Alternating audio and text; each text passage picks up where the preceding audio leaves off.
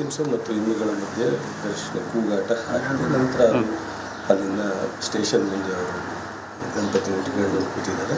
ಆವಾಗ ಎರಡು ಮುಸ್ಲಿಂ ಮತ್ತು ಹಿಂದೂಗಳ ಮಧ್ಯೆ ಒಂದು ವಾಗ್ವಾದ ನಡೆಯುವಂಥ ಒಂದು ಸನ್ನಿವೇಶ ಕ್ರಿಯೇಟ್ ಆಗಿದೆ. ಅದಾದ ಮೇಲೆ ಸಾಕಷ್ಟು ಪೊಲೀಸರೆಲ್ಲರೂ ಬಂದು ಕನ್ವಿನ್ಸ್ ಮಾಡ್ತಕ್ಕಂಥ ಪ್ರಯತ್ನ ಮಾಡಿದ್ದಾರೆ. ನಾನು ವಿನಂತಿ ಮಾಡಿದ್ದೆ ಸಾರ್ವಜನಿಕರಿಗೆ, ಇದರಿಂದ ಯಾವುದೂ ಉಪಯೋಗ ಇಲ್ಲ. ಯಾರಾದರೂ ಅನಾಹುತ ಆದರೆ ಅದಕ್ಕೆ ನಾವು ಯಾರೂ ಅವ್ರ ಜೀವ ಕೊಡಲಿಕ್ಕೆ ಸಾಧ್ಯ ಆಗಿಲ್ಲ. ಏನೇನು ನಡೆದರೂ ತಪ್ಪಿದರೆ ತಪ್ಪಿದಷ್ಟರ ಮೇಲೆ ಕ್ರಮ ತಗೊಳ್ಳೋಣ. ಒಂದು ಸ್ವಲ್ಪ ಟೈಮ್ ಕೊಡಿ. ಬಟ್ ಅದು ಬಿಟ್ಟು ಯಾವುದೇ ಒಂದು ಹೆಜ್ಜೆ ಮುಂದೆ ಹೋದರೂ ಅದರಿಂದ ಹಿಂದೆಲ್ಲ ನಡೆದಿರ್ತಕ್ಕಂಥ ಇನ್ಸಿಡೆಂಟ್ಗಳು ದೇಶದಲ್ಲಿ ರಾಜ್ಯದಲ್ಲಿ ನಾವು ನೋಡಿದ್ದೀವಿ. ಹುಡ್ಕೋದು ಬೇಡ. ನಾಂಗಲದಲ್ಲಿ 40 ವರ್ಷದಿಂದ ಭಾಳ ಶಾಂತಿ ನೆಲೆಸಿದೆ. ಇವತ್ತು ಈ ಇನ್ಸಿಡೆಂಟು ನಮಗೆ ಒಂದು ದೇವರ ಕೆಲಸ ಈ ಥರದ ಇನ್ಸಿಡೆಂಟ್ಗೆ ಟರ್ನ್ ಆಗ್ತಕ್ಕಂಥದ್ದು ಬೇಡ ಅಂಥೇಳಿ ಎರಡೂ ವರ್ಗದ ಜನರಿಗೆ, ಮುಸ್ಲಿಮ್ಸ್ಗಳು ಮತ್ತು ನಮ್ಮ ಹಿಂದೂಗಳಿಗೆ ವಿನಂತಿ ಮಾಡಿದೆ. ಕೊನೆಗೆ ಗಣಪತಿಯನ್ನು ವಿಸರ್ಜನೆ ಮಾಡಿದ್ದಾರೆ. ರಾತ್ರಿ ಎಲ್ಲ ಜಿಲ್ಲಾಧಿಕಾರಿಗಳು, IGO ಎಲ್ಲ ಅಲ್ಲೇ ಇದ್ದಾರೆ. ಈಗ ಒಂದಷ್ಟು ಸಣ್ಣ ಪುಟ್ಟ ಘಟನೆ ನಡೆದಿದೆ. ಒಂದೆರಡು ಅಂಗಡಿಗಳಿಗೆ ಅನಾಹುತ ಆಗಿರೋದ್ರಿಂದ ಬಿಟ್ಟರೆ ಪ್ರಾಣಹಾನಿ ಹಾಗೂ ಆಗದೇ ಇರೋದ್ರಿಂದ ಒಂದು ಸಮಾಧಾನ ನನಗೆ. ಅದರಿಂದ ನನಗೆ ಮಾನ್ಯ ಮುಖ್ಯಮಂತ್ರಿಗಳು ಸಹ ಎಲ್ಲ ಅಧಿಕಾರಿಗಳಿಗೆ ಸೂಚನೆ ಕೊಟ್ಟಿದ್ದಾರೆ. ಗೃಹ ಮಂತ್ರಿಗಳು, ಮುಖ್ಯಮಂತ್ರಿಗಳು ನೇರವಾಗಿ ನೋಟ್ ಮಾಡಿದ ಹಣಗಳು ನಾನು ಅದಕ್ಕೋಸ್ಕರ ಈಗ ಅರ್ಲಿಯಲ್ಲಿ ಹೊರಟಿದ್ರು. ಎಲ್ಲ ಅಧಿಕಾರಿಗಳು, ಜಿಲ್ಲಾ ಮಟ್ಟದ ಉಪವಿಭಾಗ ಮಟ್ಟದ ಅಧಿಕಾರಿಗಳಿದ್ದಾರೆ. ತಕ್ಷಣ ಸ್ಥಳಕ್ಕೆ ಹೋಗಿ ಎಲ್ಲ ಪರಿಶೀಲನೆ ಮಾಡಿ ಮೊದಲು ಶಾಂತಿಯನ್ನು ನೆನೆಸ್ತಕ್ಕಂಥ ಕೆಲಸವನ್ನು ಮೊದಲು ಆಗಿರ್ತಕ್ಕಂಥ ನಂತರ ಏನೆಲ್ಲ ತಪ್ಪಿದಸ್ಥರಿದ್ದಾರೆ, ಇದಕ್ಕೆ ಯಾರು ಹೊಣೆ, ಯಾರ ಕಾರಣ, ಅದನ್ನು ಕಾನೂನುಬದ್ಧ ಕ್ರಮ. ಸರ್, ಈಗ ಈ ಪ್ರಕರಣಕ್ಕೆ ಸಂಬಂಧಪಟ್ಟಂತೆ ಏನು ಕ್ರಮ ತಗೊಂಡಿದ್ದೀರಾ ಅಥವಾ ಯಾರನ್ನಾದ್ರೂ ವಶಕ್ಕೆ ಪಡೆದಿದ್ದೀರಾ? ಅಲ್ಲ, ಸಾಕಷ್ಟು ಜನನ ವಶಕ್ಕೆ ತಗೊಂಡಿದ್ದಾರೆ.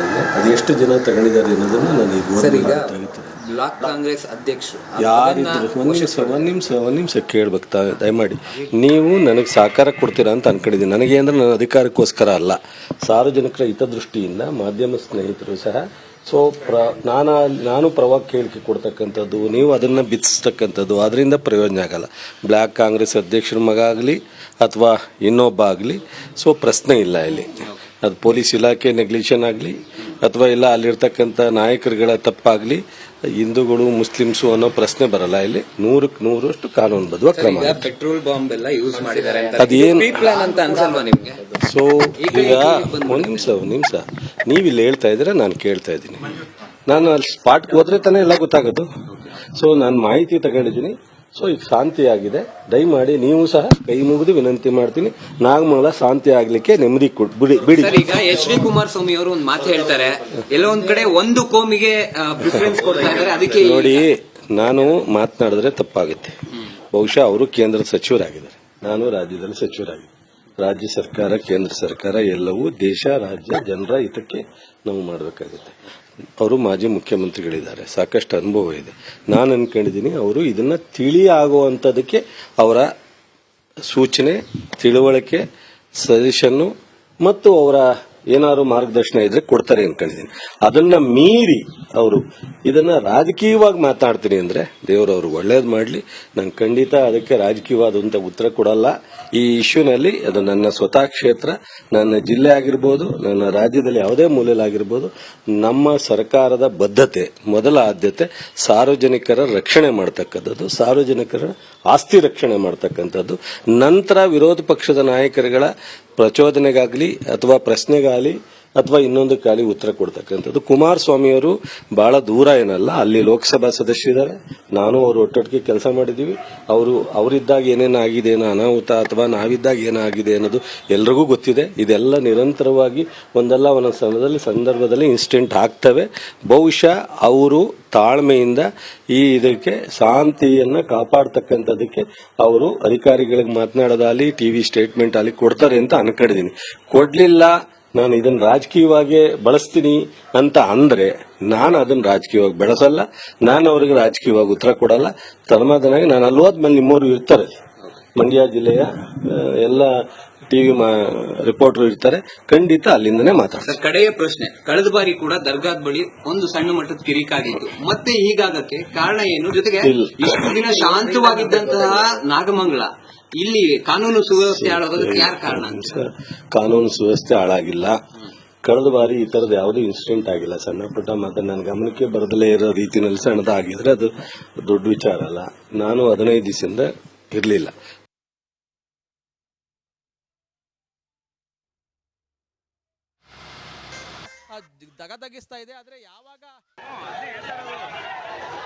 ಇದು ಸಚಿವ ಚಲುವರಾಯಸ್ವಾಮಿ ಅವರ ಸ್ಟೇಟ್ಮೆಂಟ್. ಅವ್ರು ಹೇಳ್ತಾ ಇದ್ದಾರೆ, ಗಣೇಶನ ಮೆರವಣಿಗೆ ಹೋಗ್ತಾ ಇತ್ತು, ಆ ಸಂದರ್ಭದಲ್ಲಿ ಅನ್ಯ ಕೋಮಿನ ಯುವಕರು ಬಂದು ಕಲ್ಲು ತೂರಿದ್ದಾರೆ ಅಂತ.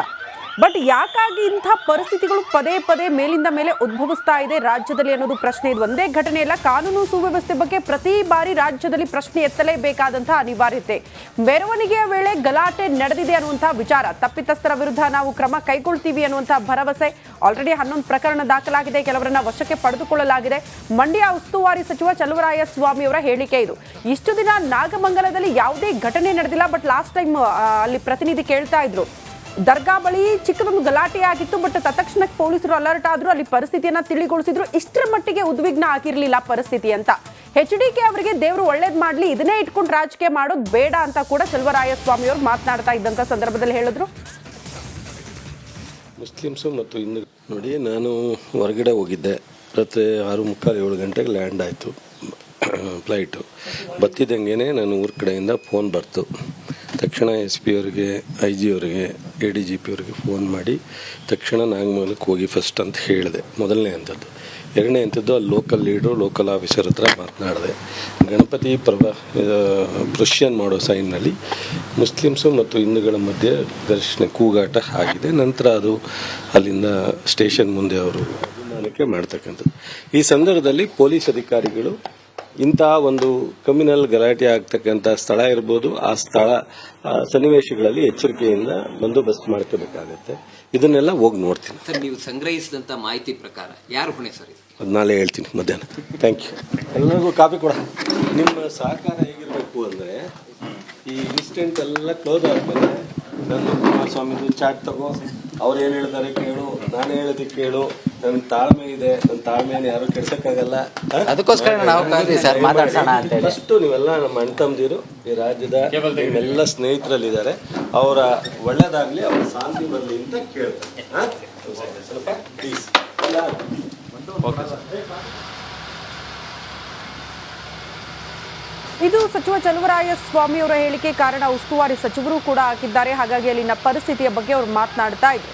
ಹೌದು, ಗಣೇಶನ ಮೆರವಣಿಗೆ ಆಗ್ತಾ ಇದ್ದಂತ ಸಂದರ್ಭದಲ್ಲಿ ಈ ರೀತಿ ಗಲಾಟೆ ಆಯಿತು. ಅನ್ನ ಕೋಮಿನ ಯುವಕರು ಈ ರೀತಿ ಘೋಷಣೆ ಕೂಗಿದ್ರು. ಆನಂತರ ಅದು ಮಾತಿಗೆ ಮಾತು ಬೆಳೀತು. ನಂತರ ಕಲ್ಲು ತೂರಾಟ ಕೂಡ ಆಯಿತು. ಅದರ ಎಕ್ಸ್ಕ್ಲೂಸಿವ್ ದೃಶ್ಯ ಕೂಡ ನಾವು ಗಮನಿಸ್ತಾ ಇದ್ವಿ. ಕಲ್ಲು ತೂರಿದ್ದಾರೆ ಕಿಡಿಗೇಡಿಗಳು, ದುಷ್ಕರ್ಮಿಗಳು, ಆ ದೃಶ್ಯ ಕೂಡ ಸಿಕ್ಕಿದೆ. ಬಟ್ ಇದರಲ್ಲಿ ಅಂಗಡಿಗಳು, ವಾಹನಗಳು ಎಲ್ಲವೂ ಕೂಡ ಜಖಮಾಗಿದೆ. ಇವತ್ತು ನಾಗಮಂಗಲ ಬಂದ್ಗೆ ಕರೆ ನೀಡಲಾಗಿದೆ. ಬಟ್ ಪರಿಸ್ಥಿತಿಯನ್ನ ತಿಳಿಗೊಳಿಸೋ ನಿಟ್ಟಿನಲ್ಲಿ ರಾತ್ರಿ ಇಡೀ ಲಾಠಿ ಚಾರ್ಜ್ ಆಯಿತು. ಬಟ್ ಇವತ್ತು 144 ಸೆಕ್ಷನ್ ಕೂಡ ಸ್ಥಳದಲ್ಲಿ ಜಾರಿ ಮಾಡಲಾಗಿದೆ ಪರಿಸ್ಥಿತಿಯನ್ನ ತಿಳಿಗೊಳಿಸೋ ನಿಟ್ಟಿನಲ್ಲಿ. ಆದರೆ ಉದ್ವಿಗ್ನ ಪರಿಸ್ಥಿತಿ ಸದ್ಯ ನಾಗಮಂಗಲದಲ್ಲಿ ನಮಗೆ ನೋಡೋದಕ್ಕೆ ಸಿಗ್ತಾ ಇದೆ. ಅನ್ಯ ಕೋಮಿನ ಯುವಕರೇ ಗಲಾಟೆ ಮಾಡಿದ್ರು, ಕಲ್ಲು ತೂರಿದ್ರು ಅಂತ ಹೇಳಲಾಗ್ತಾ ಇದೆ. ಆದರೆ ಏನೇ ಆಗಿರಲಿ, ರಾಜ್ಯದಲ್ಲಿ ಕಾನೂನು ಸುವ್ಯವಸ್ಥೆ ಹದಗೆಟ್ಟಿದೆಯಾ ಅನ್ನೋ ಪ್ರಶ್ನೆ ಪದೇ ಪದೇ ನಮ್ಮನ್ನ ಕಾಡ್ತಾ ಇದೆ. ಕಾರಣ ಬೇರೆ ಬೇರೆ ಘಟನಾವಳಿಗಳು ರಾಜ್ಯದಲ್ಲಿ ನಡೀತಾ ಇರೋದನ್ನ ನಾವು ಗಮನಿಸ್ತಾ ಇದ್ವಿ. ನೋಡಿ, ಯಾರ ಭಯವೂ ಇಲ್ಲ. ಈ ಗಣೇಶ ವಿಸರ್ಜನೆ, ಗಣೇಶ ಮೆರವಣಿಗೆ ಆಗ್ತಾ ಇದ್ದಂಥ ಸಂದರ್ಭದಲ್ಲಿ ಸಹಜವಾಗಿ ಪೊಲೀಸರು ಅಲರ್ಟ್ ಆಗಿರ್ತಾರೆ. ರಾಜ್ಯದಲ್ಲಿ ಬಹುತೇಕ ಕಡೆ ಪೊಲೀಸರು ಈ ಶಾಂತಿ ಸಭೆಗಳನ್ನ ಮಾಡಿದ್ರು. ಯಾವುದೇ ರೀತಿಯ ಗಲಾಟೆ ಗದ್ದಲಗಳು ರಾಜ್ಯದಲ್ಲಿ ಆಗಬಾರದು ಅನ್ನೋ ಕಾರಣಕ್ಕೆ ಅಲ್ಲಲ್ಲಿ ಆ ಭಾಗದ ಪೊಲೀಸ್ ಠಾಣಾ ವ್ಯಾಪ್ತಿಯಲ್ಲಿ ಬರುವಂತಹ ಶಾಂತಿ ಸಭೆಗಳನ್ನ ಕೂಡ ಆಗಿರೋದನ್ನ ನಾವು ಗಮನಿಸ್ತಾ ಇದ್ವಿ. ಬಟ್ ಇದೆಲ್ಲವನ್ನ ಮೀರಿ ಯಾಕಾಗಿ ಇಂಥದ್ದೊಂದು ಗಲಾಟೆಗೆ ಮಂಡ್ಯದ ನಾಗಮಂಗಲ ಸಾಕ್ಷಿ ಆಯಿತು ಅನ್ನೋದು ಪ್ರಶ್ನೆ ಆಗ್ತಾ ಇದೆ. ದೃಶ್ಯ ನಾವು ಗಮನಿಸ್ತಾ ಇರೋದು ರಾತ್ರಿ ಇಡೀ ಎಂಥ ಪರಿಸ್ಥಿತಿ ಮಂಡ್ಯ ನಾಗಮಂಗಲದಲ್ಲಿ ಇತ್ತು ಅಂತ. ಈಗ ಸದ್ಯದಕ್ಕೆ ನೀವು ನಾಗಮಂಗಲ ಎತ್ತ ಕಣ್ಹಾಯಿಸಿದ್ರು ಕೂಡ ಪೊಲೀಸರು ನಮಗೆ ನೋಡಲು ಸಿಗ್ತಾರೆ. ಪೊಲೀಸರ ಭದ್ರತೆಯಲ್ಲೇ ನಾಗಮಂಗಲ ಸದ್ಯ ಇರೋದನ್ನ ಕೂಡ ನಾವು ನೋಡ್ತಾ ಇದ್ದೀವಿ. ಪೆಟ್ರೋಲ್ ಬಾಂಬ್ ಕೂಡ ಎಸ್ತಿದ್ದಾರೆ ದುಷ್ಕರ್ಮಿಗಳು ಅಂತ ಹೇಳಲಾಗ್ತಾ ಇದೆ. ಬಟ್ ಅದು ಎಷ್ಟರ ಮಟ್ಟಿಗೆ ಅನ್ನೋದು ಪೊಲೀಸರ ತನಿಖೆ